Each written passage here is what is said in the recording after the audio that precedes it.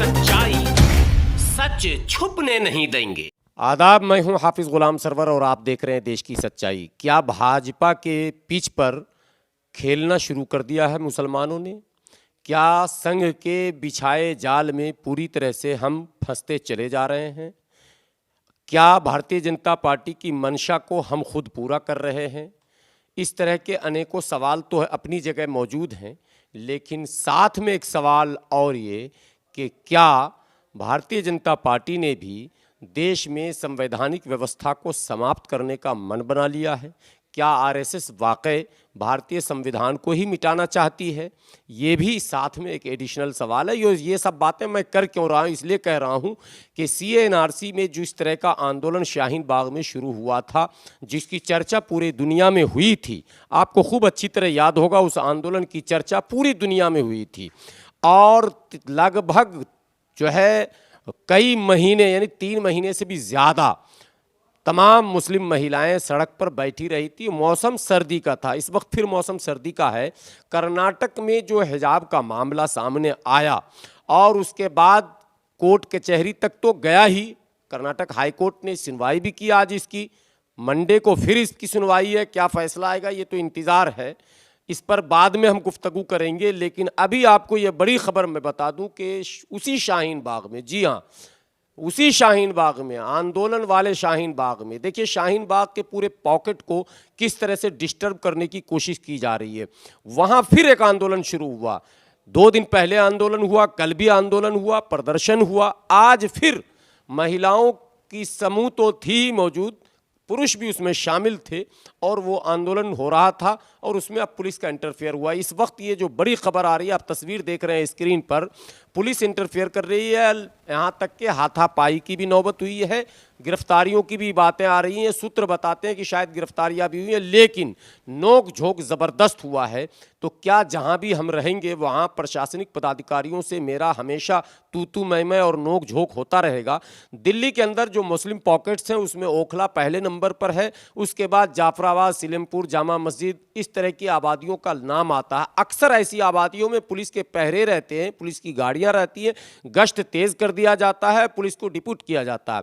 वजह क्या है, कारण क्या है, ये तो एक तवील बहस का मुद्दा है। लेकिन ये एक सवाल है कि क्या कर्नाटक के इस मुद्दे को पूरे भारत के मुसलमानों को सड़क पर ही लाकर हल करना चाहिए? क्या भारतीय जनता पार्टी कहीं ऐसा तो चाल नहीं चल रही कि मुसलमान अपने रोजी रोजगार को छोड़कर, पढ़ाई लिखाई को छोड़कर, अपने तमाम कारोबार को छोड़कर सिर्फ सड़क पर धरना ही देता रह जाए?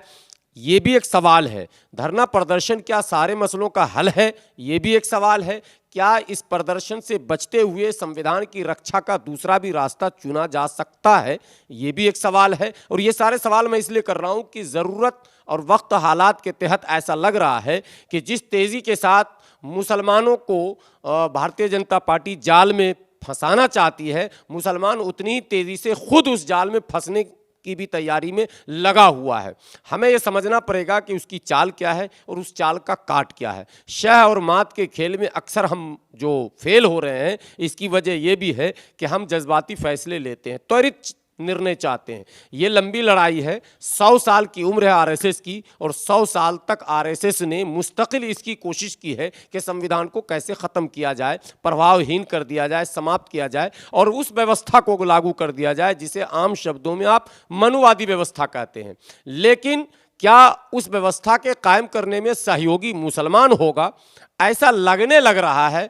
उत्तर से लेकर दक्षिण तक, पूरब से लेकर पश्चिम तक, आसाम में भी स्थितियां कुछ इस तरह की नहीं। बात बात पर सड़क पर हम उतरते रहे, हालांकि सड़क पर भी डेमोक्रेसी में उतरा जाता है, लेकिन सड़क पर अगर संविधान को बचाने के लिए हम उतर रहे हैं तो अकेले क्यों?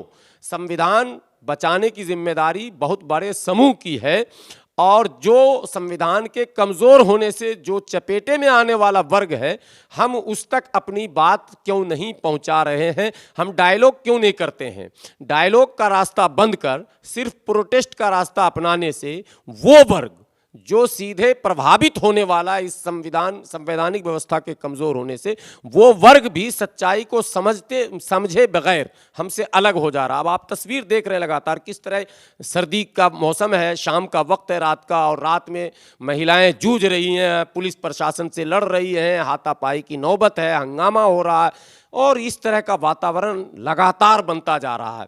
तो मैं तो ये समझता हूं कि ये भाजपा के बनाए हुए पिच पर ही बैटिंग करने के लिए हम लोग उतर चुके हैं पूरी तरह से, और अब वो ताली बैठकर बजाएगा कि हमने जो जाल बिछाया था उसमें ये लोग खुद फंसते और उलझते चले जा रहे हैं। आपको आंदोलन करना चाहिए, आंदोलन लोकतंत्र का एक बहुत मजबूत और खूबसूरत हिस्सा है, लेकिन आंदोलन धर्म के नाम पर लगातार अगर देश में किया जाएगा तो पूरे देश का वही वातावरण बनेगा जिस वातावरण को बनाने की इच्छा लेकर भारतीय जनता पार्टी देश में काम कर रही है।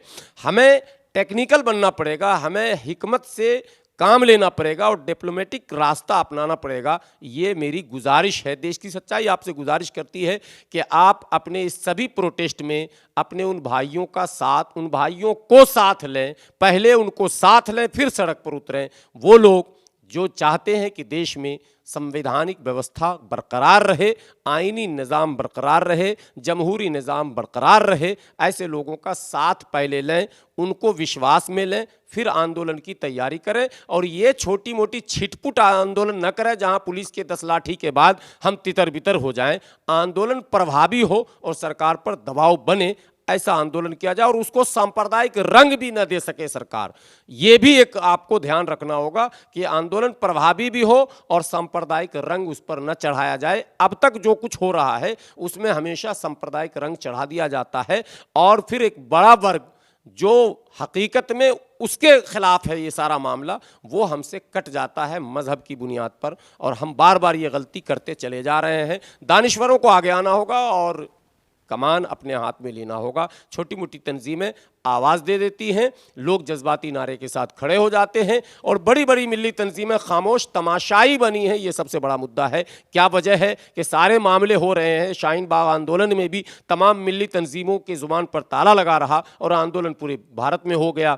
मतलब ये है कि आपके हाथ से मामला निकल रहा है। ये चिंता का विषय है कि आखिर क्या वजह है कि इतनी बड़ी बड़ी तंजीमें हैं, इतने बड़े बड़े दफ्तर हैं, इतनी बड़ी बड़ी शख्सियतें हैं, इतने बड़े बड़े उलमा हैं, इतने बड़े बड़े दानिश्वर हैं, तमाम लोगों की मौजूदगी में उनके बग़ैर माने इजाज़त के और बग़ैर उनके परमिशन के, बग़ैर उनकी सहमति के, बग़ैर उनके मशवरे के ये लोग सड़क पर बार बार उतर रहे हैं।